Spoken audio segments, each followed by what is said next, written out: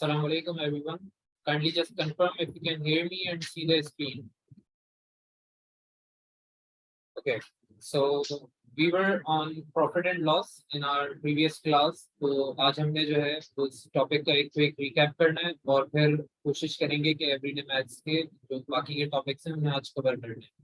So starting up with profit and loss, हमने ये समझा था कि प्रॉफिट उस वक्त होता है जब आप कोई भी ऑब्जेक्ट या कोई भी मटेरियल बाय करते हैं and you then sell it for a higher price. तो जब भी कभी आपकी जो वैल्यू है, आपकी जो प्राइसिंग है वो ग्रेजुअली इंक्रीज कर रही है, दैट मींस कि आपने कुछ प्रॉफिट अर्न किया है. While in the case of loss, when you would be buying something, you would sell it for a lesser price. तो जब भी कभी आपकी ओवरऑल वैल्यू इंक्रीज कर रही है तो उसे आप क्या कहेंगे? प्रॉफिट कहेंगे. और जब भी कभी प्राइस रिड्यूस कर रही है या वैल्यू रिड्यूस हो रही है, लाइक आपकी जो वैल्यूएशन थी वो आखिर में कम हो जाए, तो उस केस को हम कहते हैं loss. Now the point here is कि प्रॉफिट या लॉस फाइंड करने के लिए हमें किसी फॉर्मूला की एक्चुअली जरूरत नहीं है, लेकिन since we are in maths तो हमें फॉर्मूला भी याद होना लाजमी है, सो दैट इन केस अगर एग्जामिनर 2 या 3 मार्क्स के लिए क्वेश्चन दे देते हैं हमें, तो हमें आइडिया रहेगा कि कौन सा फॉर्मूला यूज करना है उस सिचुएशन में. So profit is basically the selling price minus cost price, जबकि लॉस में फॉर्मूला उल्टा हो जाता है, which is cost price minus selling price. तो अगर फॉर्मूला याद हो जाए तो ठीक है, वरना आप उस वक्त लॉजिक से भी बना सकते हैं कि आपने जितने में चीज खरीदी है that is basically your cost price, और जितनी भी प्राइस पर आप उसे सेल करेंगे that would be your selling price. तो लेट्स से अगर मैं कोई एक पर्टिकुलर आइटम बाय करता हूँ, if I purchase a particular thing and buy it at like let's say $100. अब मैंने $100 में उसे परचेज किया है and then I am selling it for $120. तो अब मैंने इसे जब सेल किया तो $120 में सेल किया. Can anyone of you tell me the profit I've made over here? What is the profit? 20. Very good. तो पता ये चला कि जब भी कभी हम प्रॉफिट की बात करेंगे तो जो फाइनल सेलिंग वैल्यू है उससे माइनस करवाएंगे इनिशियल कॉस्टिंग को. तो लॉस और प्रॉफिट का यहाँ पर बेसिक कॉन्सेप्ट क्लियर हो गया है. हो अब आगे चलते हैं. तो आगे हमने पढ़ा था कि प्रॉफिट और लॉस को एज अ परसेंटेज कैसे डिफाइन किया जाए. तो प्रॉफिट परसेंटेज के लिए और लॉस परसेंटेज के लिए हमारे पास दो फॉर्मूलाज थे. दो फॉर्मूलाज क्या थे कि आप या तो प्रॉफिट परसेंटेज के लिए प्रॉफिट अपॉन कॉस्ट प्राइस कर लें, या फिर प्रॉफिट की जगह पे उसका फॉर्मूला लिख दें. तो प्रॉफिट की जगह अगर हम फॉर्मूला लिखेंगे तो भी it does not make any big of a difference. तो प्रॉफिट परसेंटेज निकालने के लिए आपके पास दोनों फॉर्मूलाज अवेलेबल हैं. आप जो फॉर्मूला भी यूज करना चाहें उसे यूज कर सकते हैं. Now moving forward we are now coming on to loss. तो लॉस में भी आपने जो बेसिकली फॉर्मूला है वो कुछ ऐसा ही यूज करना है जो आपने प्रॉफिट के लिए यूज किया था. But the only difference is कि यहाँ पर क्योंकि लॉस परसेंटेज लिखा हुआ है तो अब हम न्यूमरेटर में भी लॉस को यूज करेंगे. Now if we move forward और हम इसका एक क्वेश्चन ट्राई करें तो हमें कहा जा रहा है that Ali made a loss by buying a car at $150 and selling it at $120. Find loss percentage. अच्छा, अब इन्होंने हमें ये कहा कि हमारे अली भाई जो हैं उन्होंने एक कार परचेज की फॉर $150 और फिर उसे सेल कर दिया for 120. Now he made some loss, that is obvious, क्योंकि उनकी जो फाइनल प्राइस थी वो रिलेटिवली कम हो गई है. Now the point here is कि हमें लॉस परसेंटेज फाइंड करनी है. तो लॉस परसेंटेज के लिए आपके पास अगेन यही दो फॉर्मूलाज हैं जो हमने लिखे हुए हैं टॉप पे. इनमें से किसी एक फॉर्मूला को आप यूज करें और लॉस परसेंटेज फाइंड करते हैं. अब प्रॉब्लम ये थी कि हम कौन सा फॉर्मूला यूज करेंगे.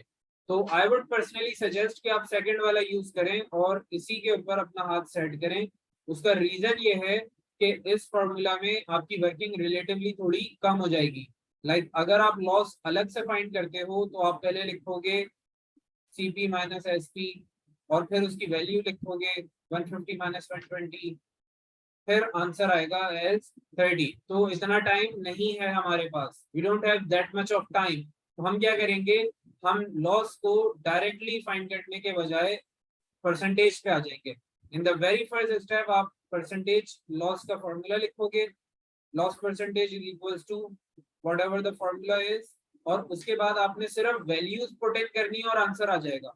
तो जहां पे आप 3 स्टेप पहले सिर्फ लॉस फाइंड करने के लिए लगा रहे थे, वो 3 स्टेप बचाकर आपने एग्जैक्टली नेक्स्ट 3 स्टेप्स के अंदर अपना आंसर ही निकाल दिया। तो that saves up about like 1 और 1.5 minute of yours, plus working में भी थोड़ा सा डिफरेंस आ जाता है।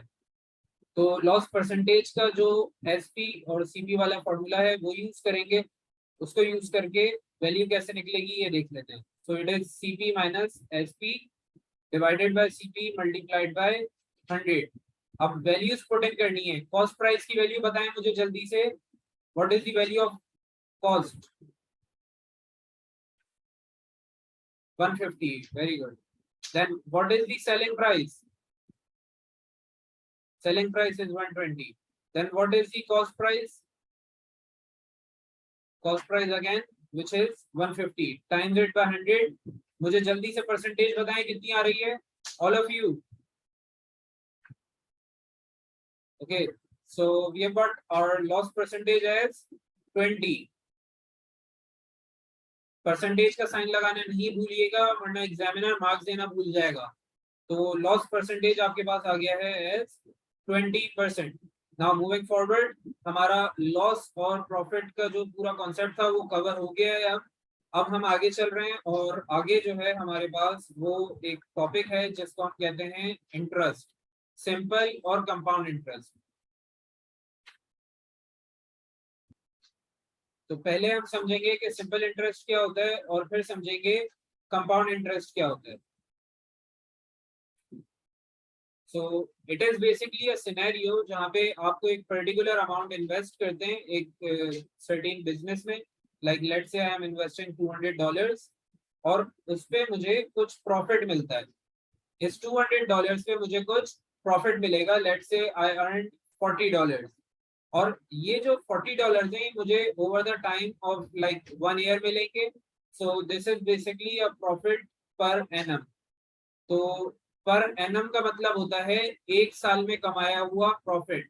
सो whenever you see the term per annum, you should be sure कि यहाँ पर हम किस चीज की बात कर रहे हैं, ईयरली रेवेन्यू या ईयरली प्रॉफिट की बात कर रहे हैं। Now if we go into the details of it तो हमें अंदाजा होगा कि सिंपल इंटरेस्ट में एक खास बात यह है कि यहाँ पे जो आपको प्रॉफिट मिलता है उस प्रॉफिट को हम इंक्लूड नहीं करते नेक्स्ट ईयर। लाइक एक साल यहाँ पे कंप्लीट हो गया है, I have completed 1 year of investment.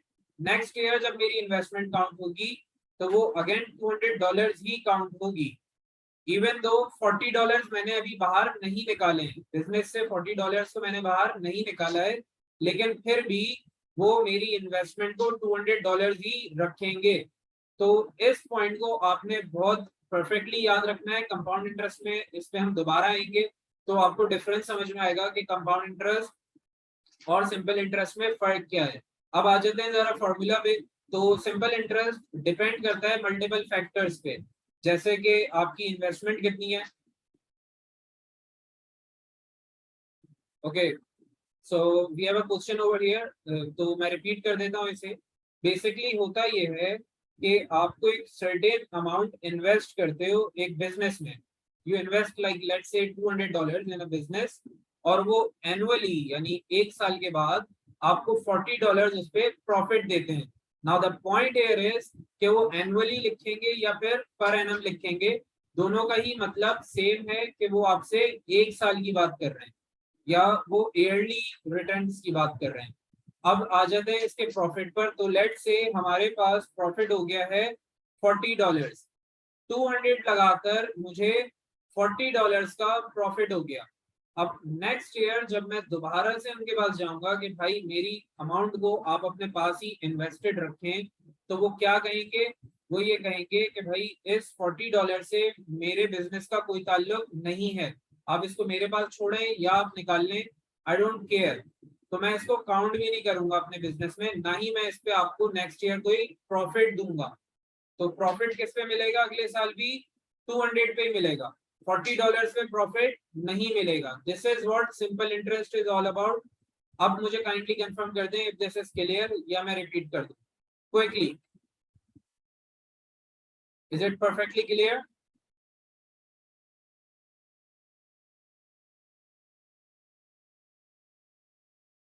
Okay, तो अब आगे चल रहे हैं हम। आगे हमारे पास आ जाते हैं। No, you won't get the interest on 240। आप 240 पे इंटरेस्ट नहीं लेंगे, आप 200 पे ही लेंगे। 40 इग्नोर कर दिया उन्होंने। वो जो लेट से बशीर भाई थे हमारे, उनको हमने कुछ सर्टेन इन्वेस्टमेंट दी थी। तो बशीर भाई जो हैं वो काफी चालाक आदमी थे। उन्होंने बोला भाई आप $40 मेरे पास ही रखे रहते हैं, कोई टेंशन नहीं है, लेकिन मैं इस पे आपको प्रॉफिट नहीं दूंगा। तो नेक्स्ट ईयर जो प्रॉफिट होगा वो 240 पर नहीं होगा, वो 200 पे ही होगा। अब आ जाते हैं फैक्टर्स ऑफ सिंपल इंटरेस्ट पे। तो फैक्टर्स ऑफ सिंपल इंटरेस्ट क्या है भाई? कि आपने कितनी इन्वेस्टमेंट की है, व्हाट इज द इन्वेस्टमेंट, जिसको आप प्रिंसिपल कहते हैं।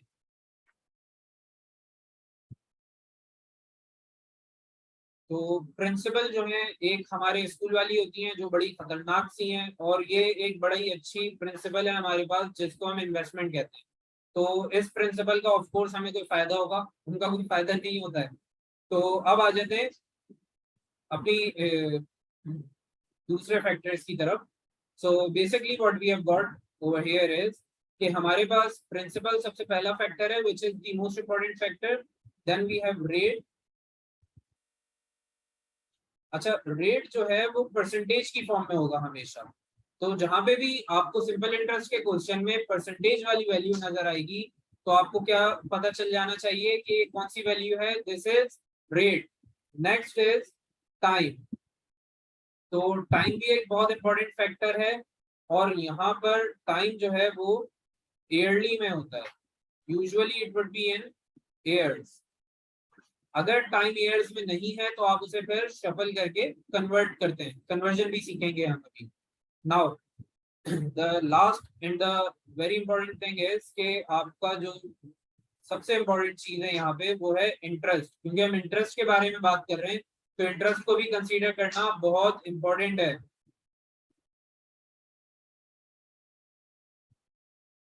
और इंटरेस्ट जो है ये डॉलर्स में होगा।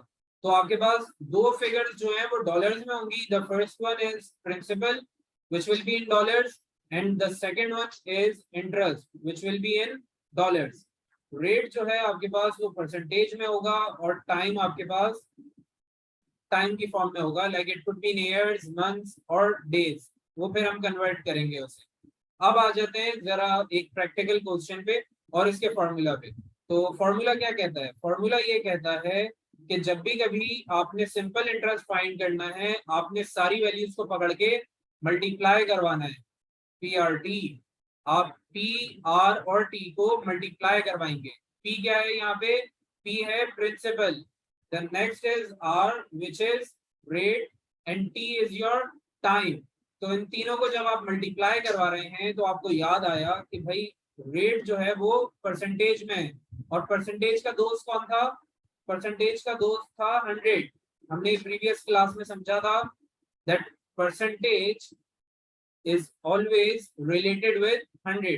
तो अब क्योंकि हमने परसेंटेज को फॉर्मूला में लिख दिया है, तो अब 100 को भी लिखना पड़ेगा। तो हम 100 को लिखते हैं डिनोमिनेटर में। सो this is how your formula goes in.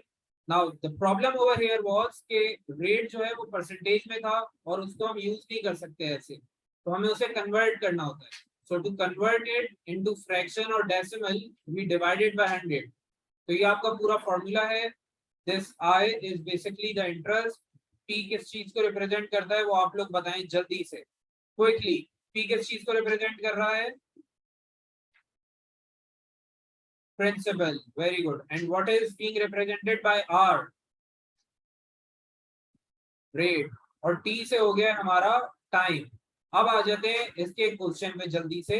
तो क्वेश्चन ये है कि हमारे पास एक मुश्ताक भाई हैं who is basically investing some time or some money into a particular business. तो मुश्ताक भाई जो है ये पहले प्लम्बर हुआ करते थे, तो लोगों को बहुत ज्यादा चूना लगाने के बाद इन्होंने कुछ इन्वेस्टमेंट्स इकट्ठी कर ली एंड ही इन्वेस्टेड $500। और मुश्ताक भाई जो है वो चालाक आदमी है, उन्हें पता है कि रुपये की कोई वैल्यू नहीं है, तो उन्होंने डॉलर्स में इन्वेस्ट किए हैं। So he basically invested $500 for 8 years at 20% return annually. 20% return annually. अब एनुअली की टर्म यूज करें या पर एनम यूज करें, मतलब सेम है। अब हमारे पास प्रिंसिपल, टाइम और रेट गिवन है। We just need to find the total withdrawal after 8 years। तो मुझे बेसिकली ये फाइंड करना है कि 8 साल के बाद मुश्ताक भाई को कितनी अमाउंट वापस मिलेगी, how much will he get back. तो मुझे जल्दी से फॉर्मूला बताएं, what is the formula. Simple interest के लिए फॉर्मूला क्या है? Okay, so we have the formula as PRT over 100। अब मैंने इस फॉर्मूला को सॉर्ट आउट करना है, इसमें वैल्यूज पुट इन करनी है और अपना फाइनल आंसर फिगर आउट करना है। तो जल्दी से जरा मुझे फाइनल आंसर बताएं कितना आएगा, all of you quickly.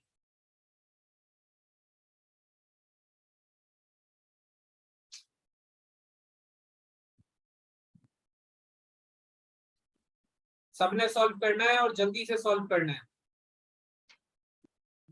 Okay, so we have the answer as 800।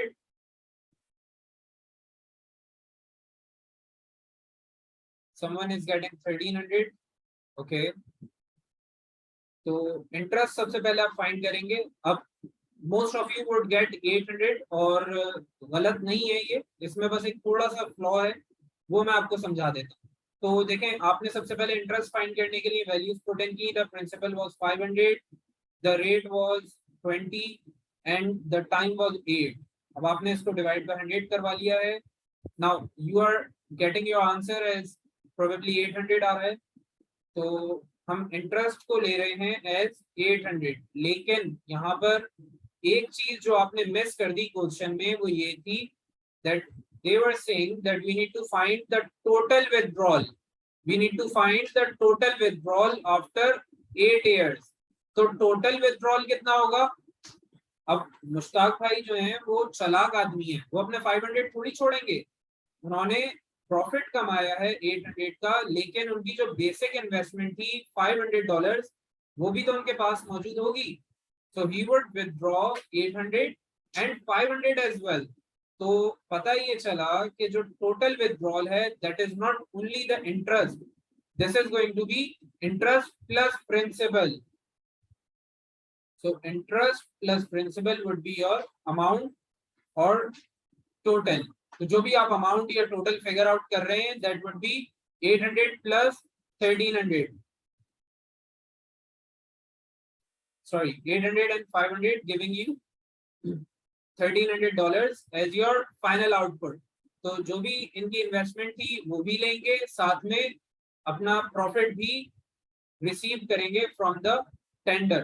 तो अब नेक्स्ट क्वेश्चन की तरफ आते हैं। तो नेक्स्ट क्वेश्चन ये कह रहा है that Ahmad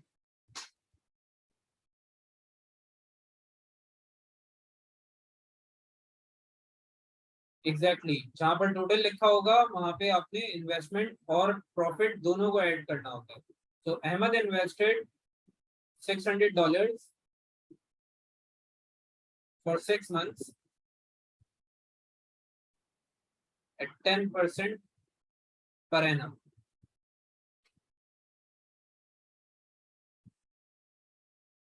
Find the simple interest earned। तो मुझे बेसिकली यहाँ पर अहमद भाई ने अपना केस समझाया कि मैंने $600 इन्वेस्ट किए हैं for 6 months eight 10% per annum, और मुझे सिंपल इंटरेस्ट बता दीजिए आप।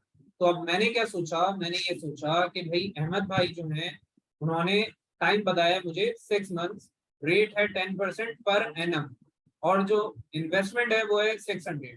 तो सिंपल इंटरेस्ट का केस है ये। मैंने सिंपल इंटरेस्ट का फॉर्मूला लगाना है which is I equals to P R T over 100। अब आप लोग मुझे असिस्ट करें जरा जल्दी से और ये बताएं कि प्रिंसिपल कितना है अहमद भाई का। What is the principal of Ahmad भाई? 600। And what is the rate, percentage rate कितना है? 10। और मुझे ये बताइए कि टाइम कितना लगा है इनको, for how long did he invested. अब यहाँ पर एक चीज जो आपने समझनी है, वेरी गुड अली, एक्सेलेंट। देखिए टाइम जो है मेरे पास दैट इज 6 मंथ्स, तो मेरे पास टोटल 6 महीने हैं जो इन्वेस्टमेंट टाइम के हैं। बट द प्रॉब्लम इज के रेट एनुअल पे लगा हुआ है, the rate is on yearly basis. तो मेरे पास जो टाइम है वो मंथ्स में है, जबकि रेट या रिटर्न जो है वो एनुअल का है। तो मैं टाइम को कन्वर्ट करूंगा। अब टाइम को कन्वर्ट करने के लिए कुछ वैल्यू सेट्स हैं, वो मैं आपको बता देता हूँ। ऑफ कोर्स आपको पता है, लेकिन मैं लिखवा रहा हूँ जस्ट टू मेक श्योर कि आपको याद रहे। एक साल में कितने महीने होते हैं? How many months do we have in a year?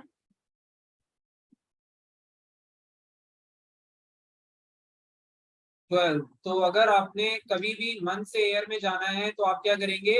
Divide by 12 कर देंगे।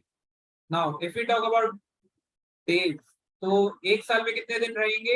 How many days do we have in a year? 365 days. Then if we talk about weeks, तो ये थोड़ा सा डिफिकल्ट है। एक साल में कितने वीक्स होते हैं? How many weeks do we have?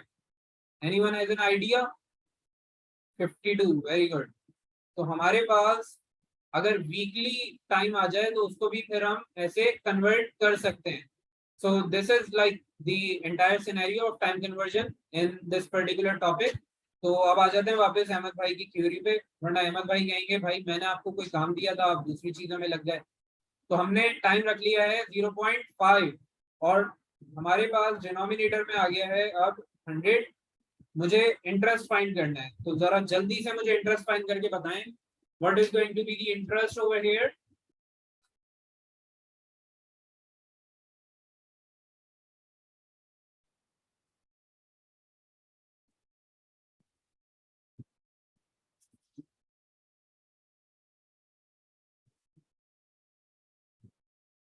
Yes, anyone of you?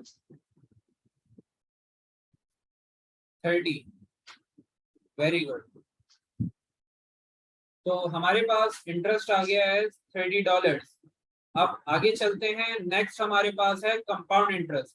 तो कंपाउंड इंटरेस्ट को समझने के लिए पहले उसकी बैकग्राउंड की स्टोरी समझनी होगी, जैसे सिंपल इंटरेस्ट समझा है, फिर उसके फॉर्मूला और वर्किंग की तरफ आएंगे। तो कंपाउंड इंटरेस्ट शुरू करते हैं।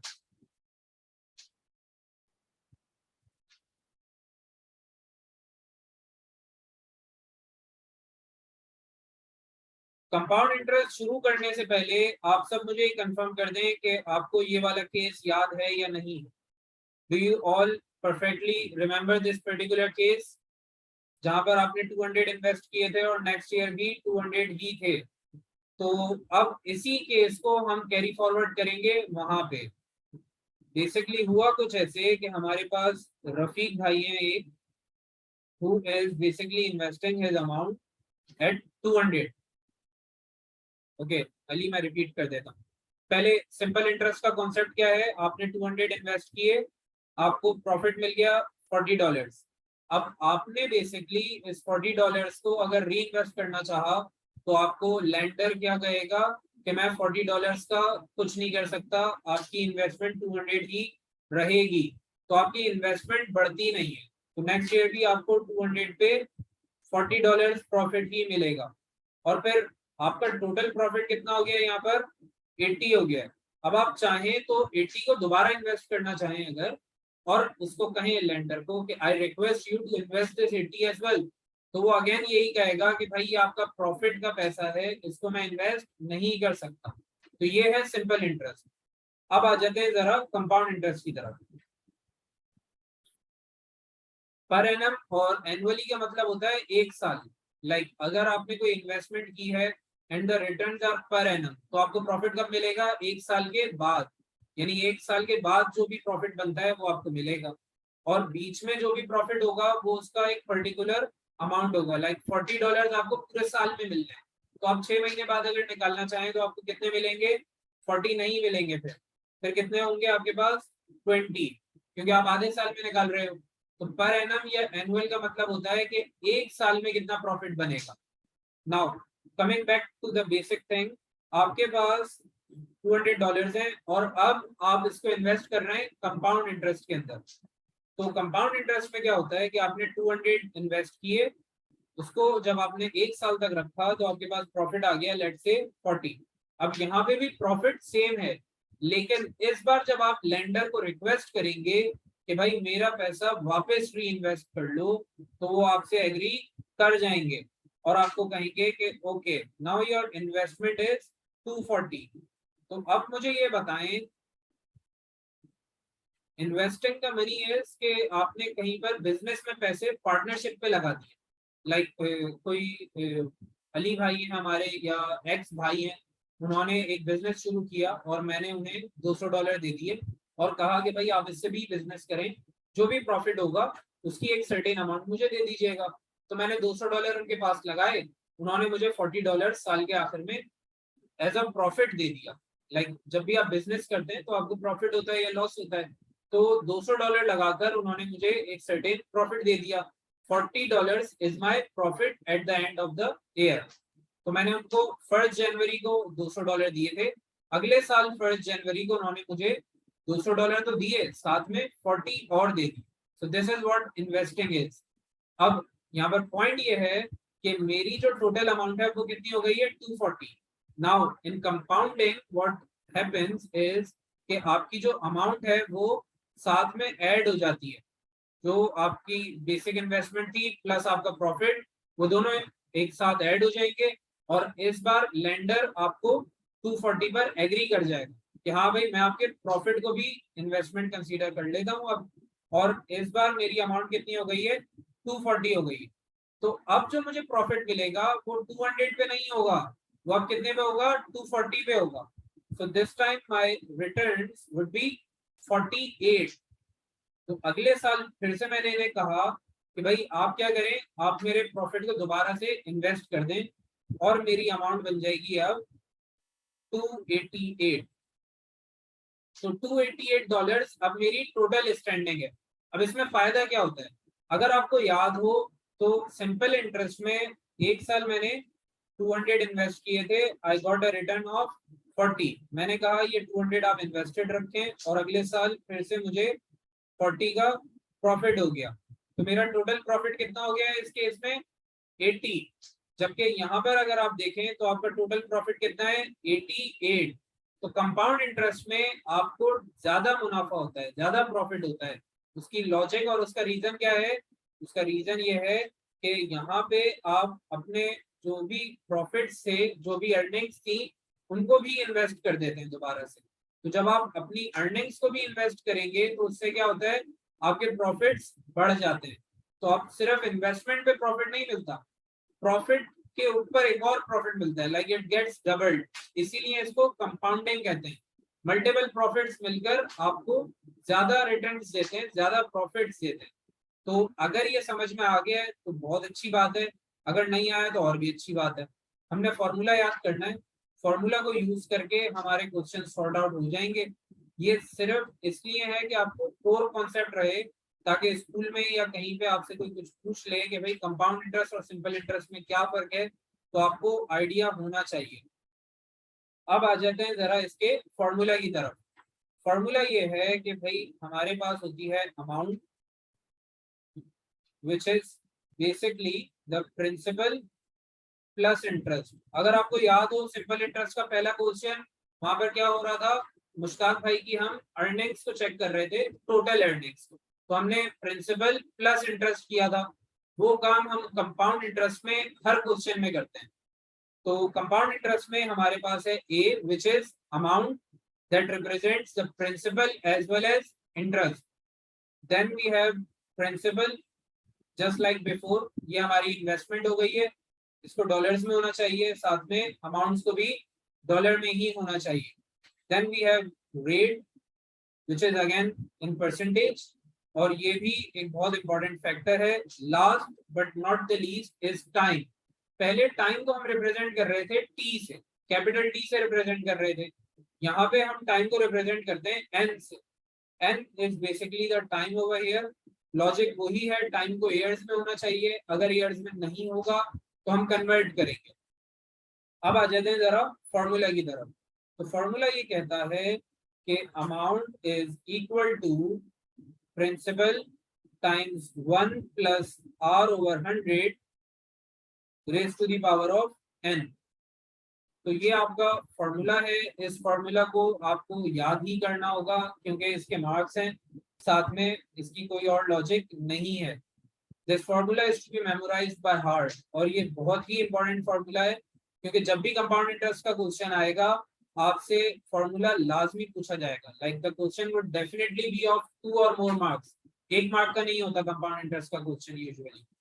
तो काइंडली मुझे ये कंफर्म कर दें if all of this is clear या खिचड़ी बन गई है. तो क्लियर हुआ है या नहीं ऑल ऑफ यू? सफा, मीना, ओके. तो अब आगे चलते हैं.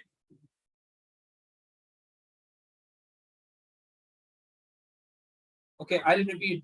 मैं रिपीट कर देता हूँ. बेसिकली आपके पास यहाँ पर भी 4 फैक्टर्स होते हैं. The first one is amount. Amount क्या है?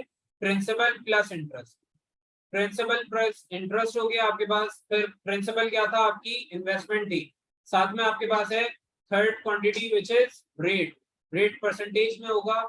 और लास्ट आपके पास है N which is number of years. Formula यहाँ पे लिखा हुआ है.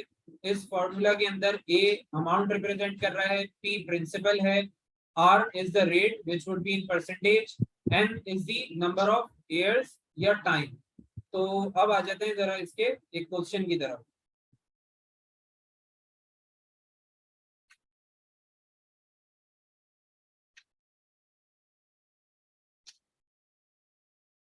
Yes, exactly. And I will be coming to this in a while. So Azmat invested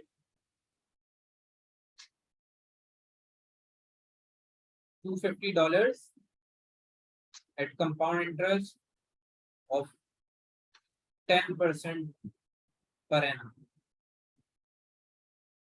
in question की अच्छी बात ये होती है कि वो आपको बता देंगे whether it is a case of compound interest और सिंपल इंटरेस्ट. तो हमें टेंशन नहीं लेनी है कि हम खुद जज करेंगे या हमें कैसे पता चलेगा कि कंपाउंड इंटरेस्ट है या सिंपल इंटरेस्ट है. तो वो आपको खुद बता देगा एग्जामिनर.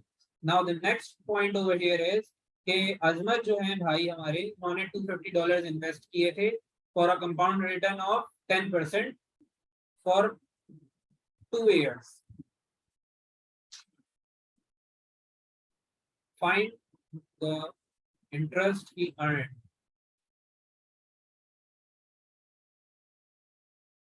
तो अब बेसिकली मुझे ये कहा जा रहा है that I need to figure out the interest that Azmat is earning. तो इसको करने का तरीका ये है कि आपने सबसे पहले लिखना है formula which is A is equals to P bracket 1 plus R over 100 raise to the power of N. यहाँ पर एक बहुत इंपॉर्टेंट चीज ये है कि डिवाइडेड बाय 100 सिर्फ आर को करेंगे क्योंकि आर परसेंटेज में है तो उसी को डिवाइड बाय 100 करना है. Now we would put in the values at respective places. So the amount is unknown, but we know what is the principal. तो मुझे जरा जल्दी से बताएं प्रिंसिपल कितना है अजमत भाई का? How much has he invested? Quickly, all of you. 250. Now 1 plus R, which is 10% divided by 100. और n कितना है मेरे पास? What is the value of n? 2. Very good. अब इसको सॉल्व करने से पहले आपको ब्रैकेट के अंदर की वैल्यूज को सिंपलीफाई करना होता है. So what you will do over here is you will write 250 in place, then you will have 1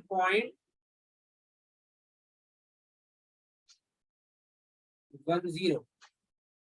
तो आपके पास जो ब्रैकेट है वो सॉल्व होने के बाद 1.10 की वैल्यू में आ जाएगा and you have a square over the top. Now you just need to simplify this. आप इसको एक्सपेंड करके सिंप्लीफाई करेंगे और आपका फाइनल आंसर आ जाएगा।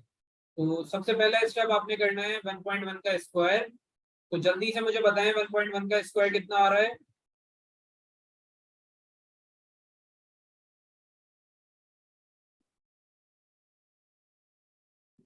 What is the square of 1.1? 1.21। Then we need to multiply this with 250 to get our final answer. So quickly tell me what is the final answer.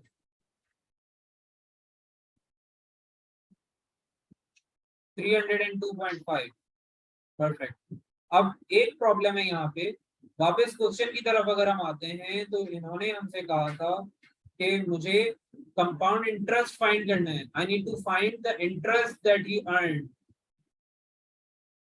तो problem ये हो गई है कि मैंने अमाउंट फाइंड कर ली है। The amount is basically the 250 plus the interest. Like आपका जो प्रिंसिपल है उसको आपने इंटरेस्ट के साथ ऐड किया हुआ है। अब यहाँ पर केस उल्टा हो गया है। The case is different. अब अमाउंट किसके बराबर थी? अमाउंट बराबर थी प्रिंसिपल प्लस इंटरेस्ट के। So it was something like this. So I have figured out the value of amount which is 302.5. मेरे पास amount है 302.5. I've got the principal as 250. I need to figure out the interest. तो जरा जल्दी से मुझे interest बताएं कितना आएगा? What is going to be the interest? Ali 250 add नहीं सब्ट्रैक्ट करेंगे। We need to subtract 250 क्योंकि यहाँ पे हम टोटल फाइंड नहीं कर रहे हैं। टोटल ऑलरेडी आ चुका है हमारे पास। We need to find the interest out of it. तो मेरे पास जो केस है वो 302.5 माइनस 250 का है which is going to be the interest and the answer turns out to be 52.5। चलें अब आगे एक क्वेश्चन और इसका ट्राई करते हैं उसके बाद नेक्स्ट टॉपिक पे चलेंगे। So we have Irfan Bhai over here and he has been investing some amount.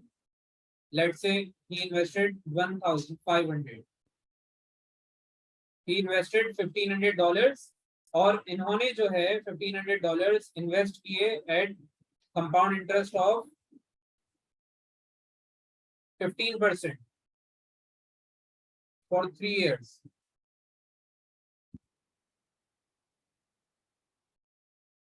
Find the total return at the end.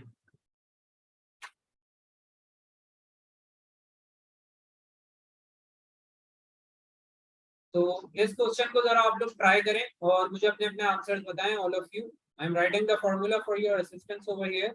It's a is equals to p 1 plus r over 100 raised to the power of n. Quickly all of you, सबने solve करना है और अपने अपने answers बताने हैं जल्दी से।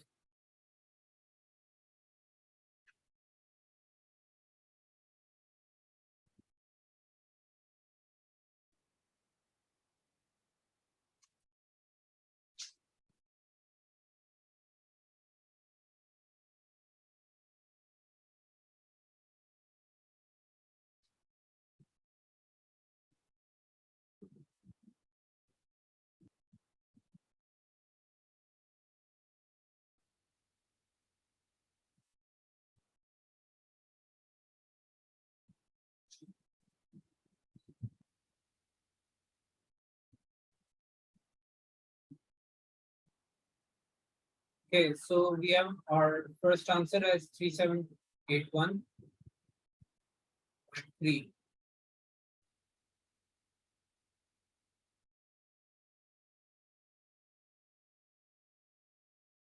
Okay, so a couple of you are getting the same answer. बाकी सब भी अपना आंसर बताएं so that either we could move further or we'll do this.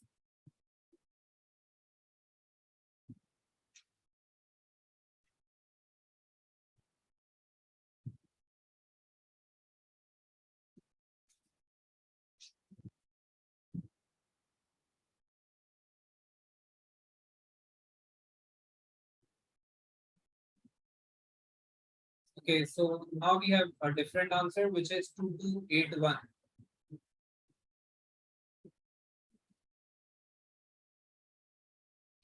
Okay, तो प्रॉब्लम कुछ यूं हुई है कि आप लोगों ने अमाउंट जो है वो निकाला है, which is like 1500 times 1 plus 15/100 raised to the power of n, which is 3.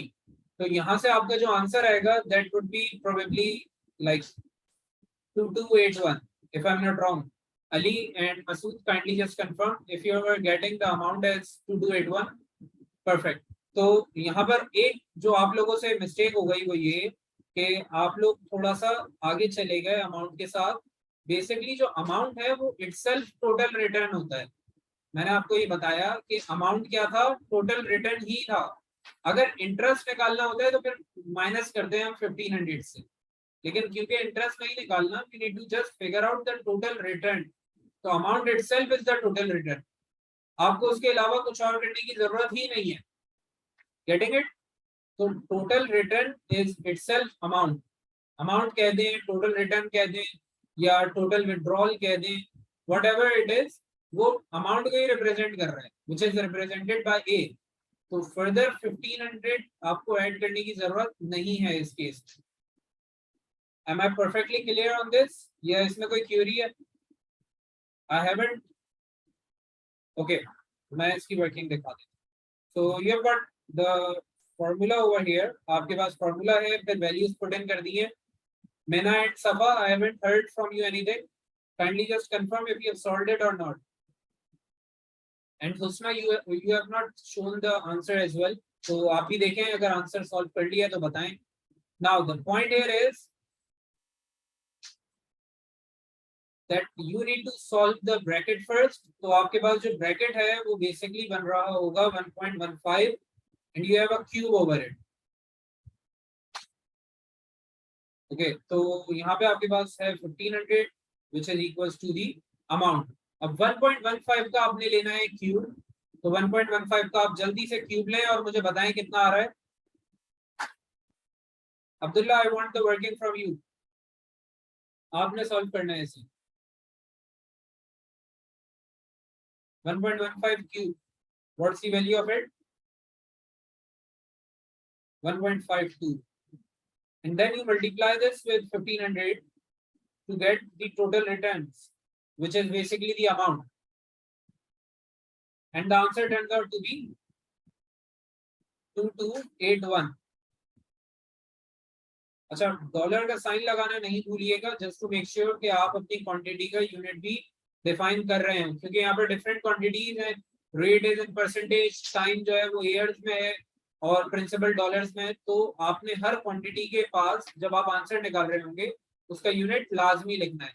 Now I hope this is perfectly clear. इसका एक पास पेपर का क्वेश्चन करने लगे हैं हम, व्हिच इज फ्रॉम जून 2004, और फिर उसके बाद हम नेक्स्ट टॉपिक की तरफ चलेंगे. So basically, it was a question related to Maria. Maria basically invested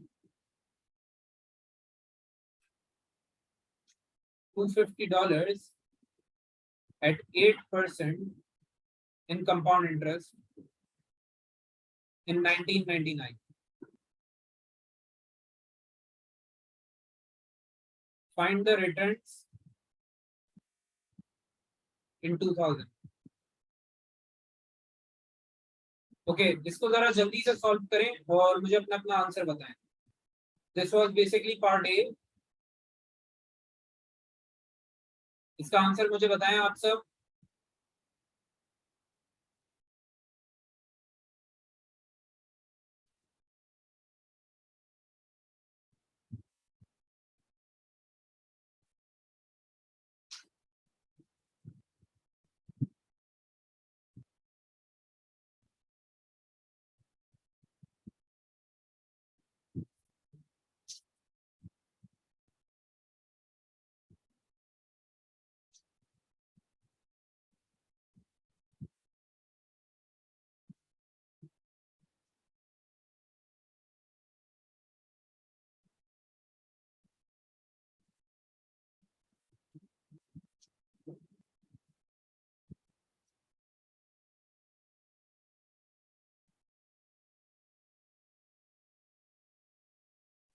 Okay, so the answer seems to be 270.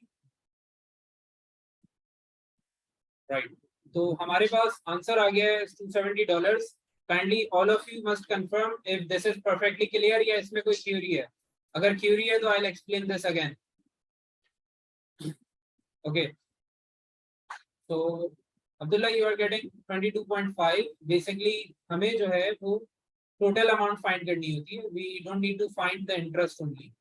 They are asking us the returns. Return का मतलब है जो टोटल अमाउंट उसके पास रिटर्न में आएगी. So this is probably 270. अब next जो part है यहाँ पर असल प्रॉब्लम आती है. That she reinvested the amount. उन्होंने क्या किया, 270 को पकड़ा और वापस इन्वेस्ट कर दिया at the same rate.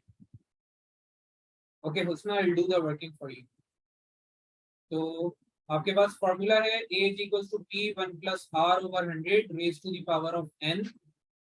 A is to be found. Principal was 250. The rate was 8% divided by 100 and the time was 1 year.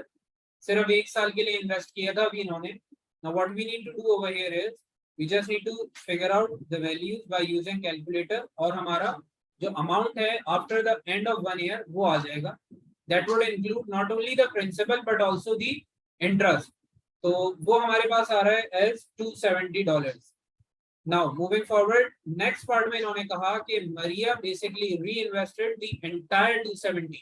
मरिया ने क्या किया, मरिया ने 270 जो थे उन्हें reinvest कर दिया at the same rate. So 270 is being reinvested for 1 year at the same rate which was 8%.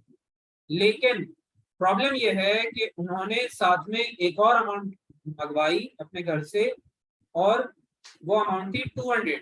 That amount was 200 and she invested that 200 as well for same 1 year but at a return of 10%. कितने return पर invest किया इस बार, 10% पे.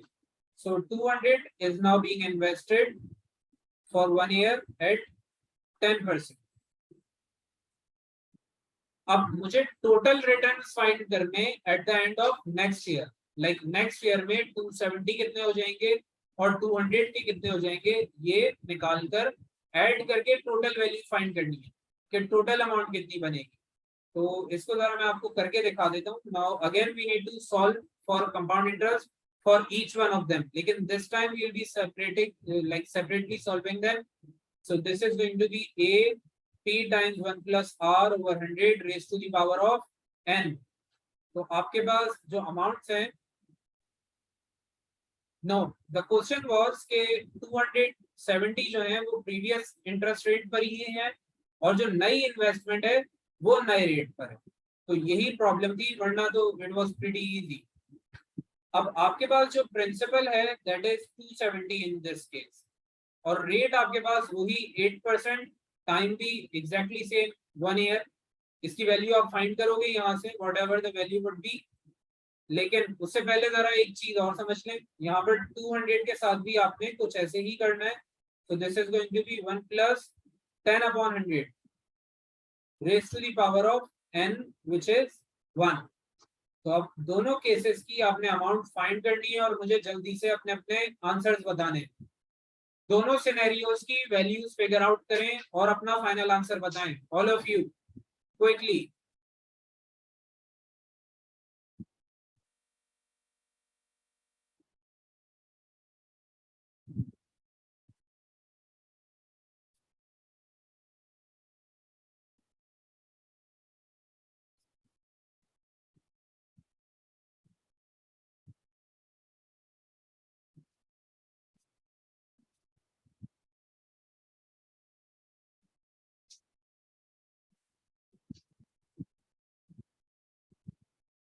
Okay, so we have got one of our students answer which is 511.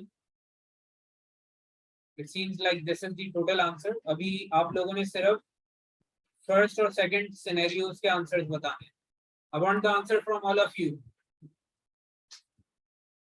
मैंने आपके answers नहीं आ रहे हैं. Make sure to respond. Calculations करते रहें और आंसर्स बताते रहें. So we have got 220 and 270. 270 नहीं होगा, it would be something different. Yes, it's 291.6 and 220. Okay. Mina, have you solved it? And Abdullah, you as well. Very good. So you are getting the same answer, which is 291.6. तो अब पता ये चला कि उनको 270 की इन्वेस्टमेंट पे 291.6 मिलेंगे after 1 year, and on the investment of 200 she would be getting 220.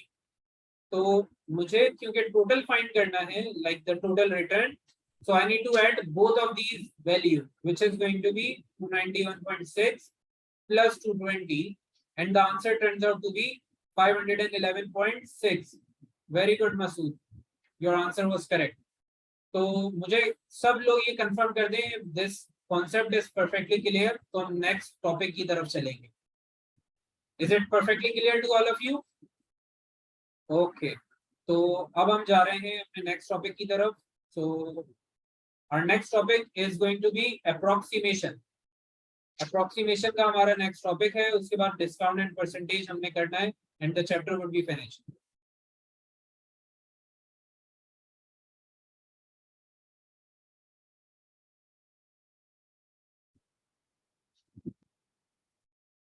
Okay, so what's the confusion in values? Like values को put in करने में problem हो रही है या पूरे क्वेश्चन में प्रॉब्लम है? So you are having issues with putting in the values. Okay, तो देखें, इन्वेस्टमेंट जो भी होती है आपकी, वो प्रिंसिपल की जगह पे आती है. Okay, so a couple of you are having problems. मैं इसको दोबारा से सॉर्ट आउट कर देता हूँ. जिन्हें समझ में आ गया है वो दोबारा से देख लें एक बार, ताकि रिकैप हो जाए, और जिन्हें समझ नहीं आया है वो पेन और सब कुछ छोड़कर इसको समझ लें एक बार, so that we can move on to the next topic of ours. So what happens over here is कि आपका एक इन्वेस्टमेंट पोर्टफोलियो था, like Maria had a portfolio जहाँ पे उन्होंने एक सर्टेन वैल्यू को इन्वेस्ट करना है. She is investing how much? She is investing 250. तो इन्वेस्टमेंट कितनी हो गई है अब? 250. इन्वेस्टमेंट का दूसरा नाम क्या होता है? like Mina and Ali, kindly just confirm. हम इन्वेस्टमेंट को एक और नाम से भी कहते हैं यहाँ पर. क्या नाम है वो? इन्वेस्टमेंट के लिए क्या टर्म यूज कर रहे हैं? प्रिंसिपल. तो प्रिंसिपल मेरे पास कितना हो गया है? 250 हो गया है. अच्छा, अब क्योंकि आप लोगों को वैल्यूज यूज करने में और पुट करने में थोड़ी सी डिफिकल्टी हो रही है, तो आप लोग डाटा बना लिया करें. डाटा बनाने से थोड़ा सा काम आसान हो जाएगा. Then we have 8%. ये किस चीज को रिप्रेजेंट कर रहा है? What is this 8% representing? Rate. तो ये हो गया मेरे पास 8%. They are asking me the returns. इन्होंने मुझसे रिटर्न्स फाइंड करने को कहा है, which is basically the amount. वो मुझे फाइंड करनी है. Can you tell me the time? Time कितना है मेरे पास? 1. और टाइम को मैं किस चीज से रिप्रेजेंट करता हूँ? n से. Very good. So n is 1. Now the formula is A is equals to P bracket 1 plus R upon 100 raised to the power of n. अब फॉर्मूला आपके पास है, डाटा आपके पास बन चुका है. You just need to put in the values from the data into the formula. तो P आपके पास आ गया 250. I'll erase P and write 250 in place. 250 मेरे पास प्रिंसिपल आ गया है. Then I've got rate and time as well as 8 and 1 respectively. इसकी values अब मैंने पुट इन कर दी है. Just need to use the calculator and solve it for our final amount. Is it perfectly clear until here? या इसमें कोई query है? I want to hear from all of you. सबने बताना है. So it's clear. Perfect.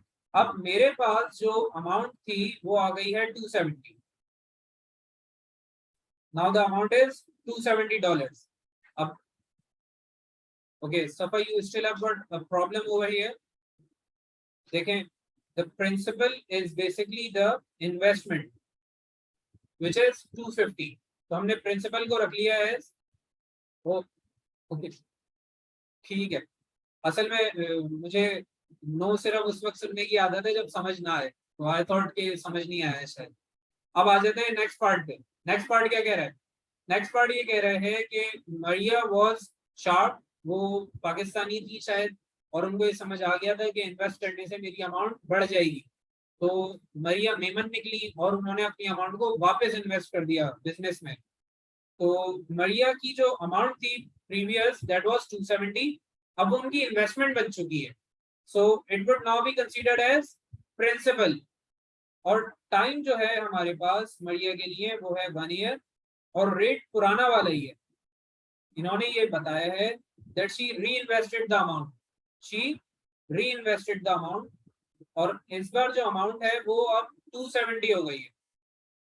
So we need to make up 2 data sets over here. Principal आ गया मेरे पास, रेट वही है फर्स्ट पार्ट के लिए which is 8%, and the time is 1 year. तो पता ये चला कि मेरे पास जो पहला सेट है वो तैयार हो चुका है। I just need to figure out the amount out of it. Next section में आपके पास एक अलग डाटा सेट बनेगा for these value right here. You have 200 as your investment for 10% for 1 year. तो मुझे जल्दी जल्दी आप लोगों ने बताना है प्रिंसिपल कितना है मेरे पास, व्हाट इज द प्रिंसिपल? 200। अब इस प्रिंसिपल के लिए रेट कितना बताया उन्होंने मुझे? 10%। Very good. और टाइम कितना है मेरे पास? 1। एक्सेलेंट, महफिल लूट ली आप लोग। तो मेरे पास पूरा डाटा सेट बन चुका है। I just need to figure out the amount for each side. अब मैंने जो अमाउंट है वो फिगर आउट करनी है दोनों साइड्स के लिए। जब मैं फॉर्मूला रखकर अमाउंट को निकालूंगा तो मेरा आंसर आ जाएगा 511। तो अब मुझे ये बता दें कि कंफर्म कर दें समझ आ गया या नहीं।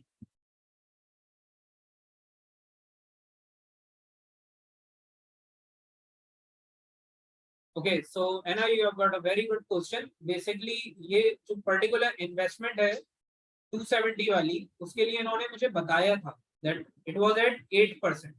तो हम बेसिकली इसको 8% ही कंसीडर कर रहे हैं, क्योंकि मैंने यहाँ लिखा नहीं है असल में क्वेश्चन में।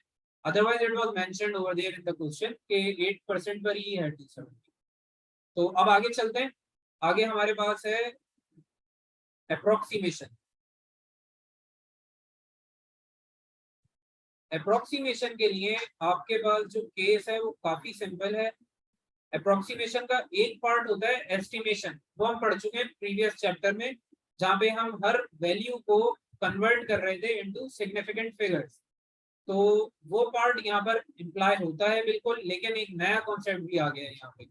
नया कॉन्सेप्ट ये है कि आप किसी भी वैल्यू के लिए अपना अपर और लोअर बाउंड फाइंड करते हैं। तो अभी अपर बाउंड और लोअर बाउंड क्या चीज है ये समझना जरूरी है।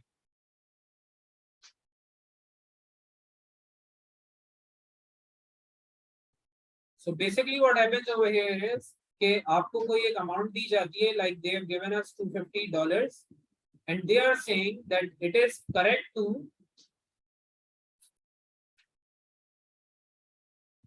$50। ये अमाउंट करेक्ट टू $50 है। Now the point here is कि मुझे इसका अपर बाउंड और लोअर बाउंड फाइंड करना है। तो अपर और लोअर बाउंड फाइंड करने का तरीका क्या रहेगा वो समझ लेते हैं। सबसे पहला काम आपने ये करना है कि आप अपनी जो करेक्ट टू की फिगर है उसको उठाएंगे, which is 50 in our case. इसको आपने उठाकर लाना है इधर और इसे डिवाइड बाय 2 करना है। You would bring out 50 and divided with 2 in both of the cases. जब आप इसको डिवाइड कर लेंगे तो आपके पास आंसर आ जाएगा विच इज 25। अब अपर बाउंड और लोअर बाउंड का मतलब क्या होता है? आपको जो वैल्यू दी जाती है like 250 is given to us, और कहा जा रहा है कि करेक्ट टू $50 है, मतलब ये कुछ इसमें इंक्रीज भी हो सकती है वैल्यू और कम भी हो सकती है। लाइक 250 एग्जैक्ट नहीं है, इट कुड बी लाइक 260, 270 या 275, और कम भी हो सकती है। तो ये एक रेंज है। Like someone is giving me 250, around 250, and they are saying कि मैं एग्जैक्टली 250 नहीं दे सकता हर बार। तो कभी मैं ज्यादा अमाउंट दूंगा आपको और कभी कम अमाउंट दूंगा। बट ये सेड कि मेरी रेंज 50 के आसपास ही होगी, like the value would fluctuate in between $50। तो 250 से मैं थोड़ा सा आगे की तरफ जा सकता हूँ और थोड़ा सा पीछे यानी कम वैल्यू भी दे सकता हूँ, लेकिन ऐसा नहीं होगा कभी कि 250 से मैं $100 ज्यादा दे दूं या $100 कम दे दूं, 150 या 350 नहीं होगा कभी, 250 के अराउंड ही वैल्यू को मूव करता रहूंगा। मैंने कहा ठीक है भाई, आई एग्री टू दिस। अब upper bound is basically represented by UB and lower bound is represented by LB. तो ये सिर्फ शॉर्ट करने के लिए हमने लिख लिया है यहाँ पे। अपर बाउंड का मतलब है कि मैक्सिमम कितनी जा सकती है मेरी वैल्यू, और लोअर बाउंड का मतलब क्या है, मिनिमम कितनी हो सकती है। सो this is what upper bound and lower bound is all about. Like मैंने कहा कि मैं 80% मार्क्स स्कोर कर सकता हूँ, या उससे थोड़े से ज्यादा या उससे थोड़े से कम स्कोर कर सकता हूँ। So the teacher asked me कि भाई मैक्सिमम कहाँ तक स्कोर कर पाएंगे आप। So I said to her I could like at max return at a rate of 85%। मेरा रिजल्ट 85 तक आ सकता है, और the minimum value which I could do is 75%। तो मेरा लोअर बाउंड कितना हो गया है, 75% हो गया है, which is the least I could supply, and the upper bound is 85%, which is the maximum I could produce। तो ये बेसिकली अपर बाउंड और लोअर बाउंड का मतलब है। अब इसको फाइंड करने के लिए हमें क्या करना है, हमें जो इन्वेस्टमेंट है which was 250 उसमें ऐड करना होगा, क्योंकि अपर बाउंड क्या है, इंक्रीज्ड वैल्यू है, ग्रेटर वैल्यू है। तो अपर बाउंड में आप क्या करोगे, प्लस करोगे या minus, quickly what do you think. Upper bound क्योंकि बड़ी वैल्यू है तो उसमें प्लस करना होगा या माइनस करना होगा, प्लस करेंगे। And in against of it अगर हम लोअर बाउंड की बात करें तो लोअर बाउंड में क्या होता है, वैल्यू कम हो जाती है तो हम माइनस कर देंगे। Excellent, very good. तो 250 से हमें माइनस करना है। अब सवाल ये है कि सर ये तो आपने समझा दिया कि 250 में ऐड या सब्ट्रैक्ट करेंगे, लेकिन सब्ट्रैक्ट करेंगे क्या, what would be the value that would be added और सब्ट्रैक्टेड, ये तो बताया ही नहीं। तो टेंशन ही नहीं लेनी है आपने। ऊपर देखें एक वैल्यू लिखी हुई है दोनों केसेस में, विच इज 25। तो 25 दोनों केसेस में आप ऐड या सब्ट्रैक्ट करेंगे और आपके पास फाइनल आंसर आ जाएगा, विच इज 275 एंड 225। अब यहाँ पर एक कॉमन सेंस की चीज मैं आपको बता देता हूँ, which is just for general knowledge. समझ आ गया तो ठीक, नहीं आया तो कोई मसला नहीं है, आप उसको भूल जाइएगा एक बुरे ख्वाब की तरह। तो बेसिकली होता यह है कि 225 और 275 को जब हम कंपेयर करते हैं तो इनके बीच में डिफरेंस कितना है, what is the difference in between them, it is $50। और यहाँ पर आप देखें जो हमें रेंज गिवन थी वो भी कितनी थी, $50 ही थी। तो पता ये चला कि जब भी कभी मैं अपर बाउंड लोअर बाउंड निकालूंगा उनके बीच का डिफरेंस कितना आना चाहिए, इस वैल्यू के बराबर आना चाहिए। और अपर बाउंड लोअर बाउंड निकालने का जो मेथड है वो हमने यहाँ पर समझ लिया है। ये एग्जैक्ट ऐसा ही कॉन्सेप्ट यूज होता है, बस सिनेरियोज थोड़े से डिफरेंट होते हैं। तो इसके एक दो सिनेरियोज और हैं वो हमने नेक्स्ट क्लास में कवर करने हैं। आज के लिए इसको इतना ही रखते हैं। बिना, आपका क्या क्वेश्चन है पूछ लें, व्हाट्स द क्यूरी। नहीं नहीं नहीं, ये आपको गलत पढ़ा दिया। -5 +5 नहीं करते, the difference can not always be 5, ऐसा नहीं होता है। ये आपको असल में चूना लग गया थोड़ा सा। करेक्ट टू के बाद वाली जो वैल्यू है वो चेंज होती रहती है हर मरतबा, it is not fixed and specific. तो आंख बंद करके +5 -5 नहीं करना होता। आंख बंद करके +5 -5 करेंगे तो एग्जामिनर भी आंख बंद करके 0 लिख देगा, कोई टेंशन नहीं है। तो करेक्ट टू के बाद जो फिगर लिखी है उसको जज करना है पहले, और फिर उसे ऐड और सब्ट्रैक्ट करना है, ठीक है। तो आज के लिए इतना ही रखते हैं। सब मुझे जल्दी से ये क्विकली कंफर्म कर दें, all of the concepts of today were clear और नॉट। सबको सब कुछ समझ आ गया है या नहीं। Okay, done. तो फिर इंशाल्लाह आपसे मुलाकात होगी ट्यूसडे को। And I am still working on the third day. मैं कोशिश कर रहा हूँ कि एक क्लास और ऐड करें हम फॉर मैथ्स, क्योंकि मैथ्स में थोड़ी सी क्यूरीज आप लोगों की ज्यादा होती हैं, समझने में प्रॉब्लम रहती है। तो मैथ्स में हो सकता है कि कमिंग वीक से या नेक्स्ट टू नेक्स्ट वीक से एक क्लास और ऐड हो जाए। तो we might have a third class as well. See you.